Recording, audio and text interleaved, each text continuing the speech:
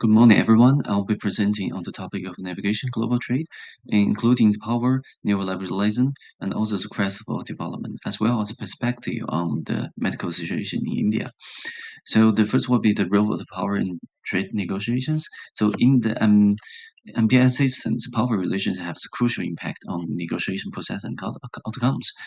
The structure of decision-making mechanism of the World Trade Organization (WTO) is based on the consensus among the member countries, but this consequence is often affected by the imbalance of the power of different countries. So in the WTO's members of all members countries enjoy equal stake in the structure, but in actual negotiation process, countries with greater economic powers, for example, USA and the European countries, usually have more influence, especially on complex or technical and legal issues. And it expertise and resource possessed by these countries given a domination position in the negotiations, while smaller countries usually find it difficult to effectively defend their interest because of the resource and technical constraints. So this power inequality results in developing countries being a disadvantage in decision making and sometimes have to accept agreements that are not in their favor. So, the green room, we have to discuss in class informed agreement talks together.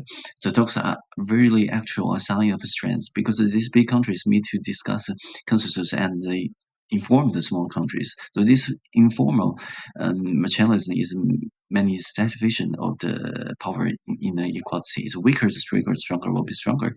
And also we have to talk about the PDA and NNA. So this proposition give a developing country enterprise better status and rights.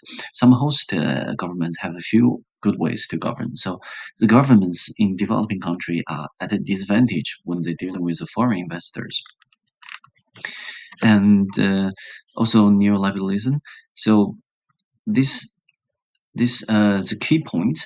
The key points of this economy series are market liberalization, less government intervention, and other aspects to promote economic behavior. So, in the MTA system and regional trade governments, opening up the market and liberalizing investment for foreign enterprises is better form. And also in the trade the investment policy, the neoliberalism is affected reliance on the principle of the Washington Consensus. So, for example, in the WTO agreements on agriculture, the purpose of the agricultural liberalization is to allow the market to regulate agricultural production and consumption in order to optimize allocation of the global resource. However, this series ignores that reality that developing countries are at advantage in the market competition due to the lack of technology and capital. So leading this threat to the agricultural security of the many countries. And also the tariffs. The agreement on the trade-related aspect of the intellectual property rights is a comprehensive protection of the intellectual property rights, which helps to protect the neoliberal concept mentioned above.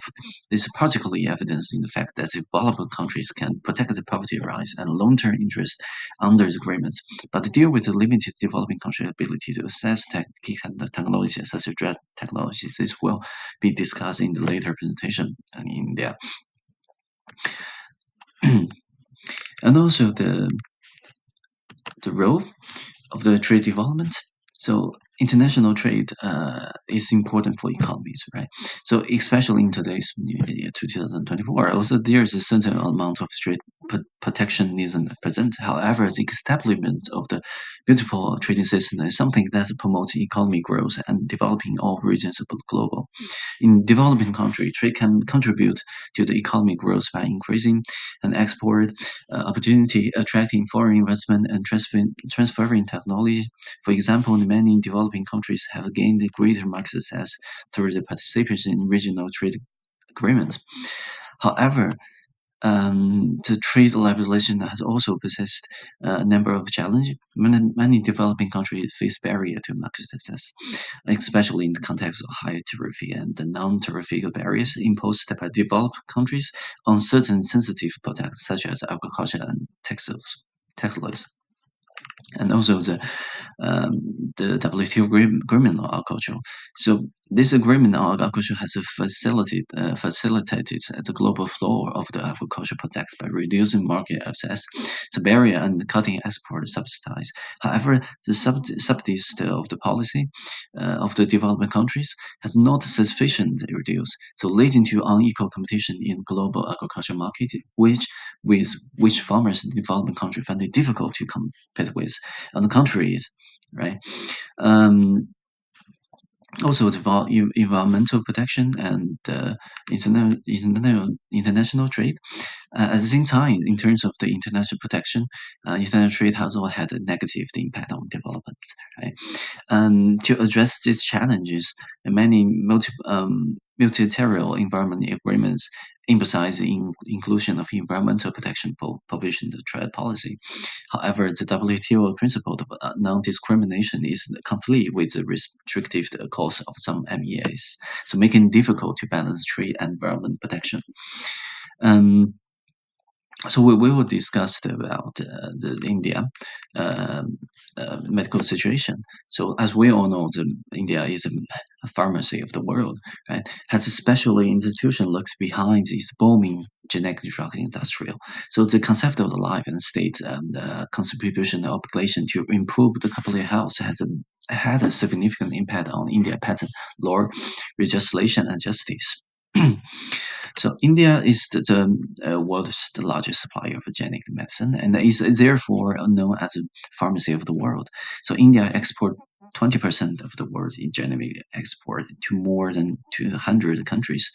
So meeting 40% of US and 25% of the UK pharmaceutical needs of the more than 50% of the global demand of vaccines.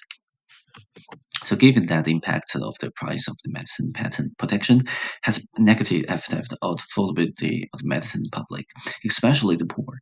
When we review from the public health perspective, however, due to the innovative nature of medicine, so this industry is particularly sensitive to the level and effectiveness of patent protection.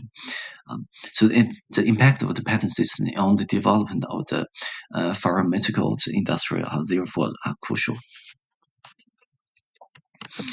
The Patents Act provides a field and protect patent application in the field of the medical and pharmaceutical, but this patent application had to wait until after December 21st, 2004 for patent examination. Um, it can be argued that India skillful utilization of a developing country's strategy applying for mailbox during the transition periods not only meets the requirements for the TRIPS agreement for the protection of the pharmaceutical patents on the surface of text, but also takes into account the needs for its own development. So, given that, India will continue to be a major supplier of drugs to the US, and also India currently boasting a whopping of the 670 FDA-approved pharmaceutical companies outside the US.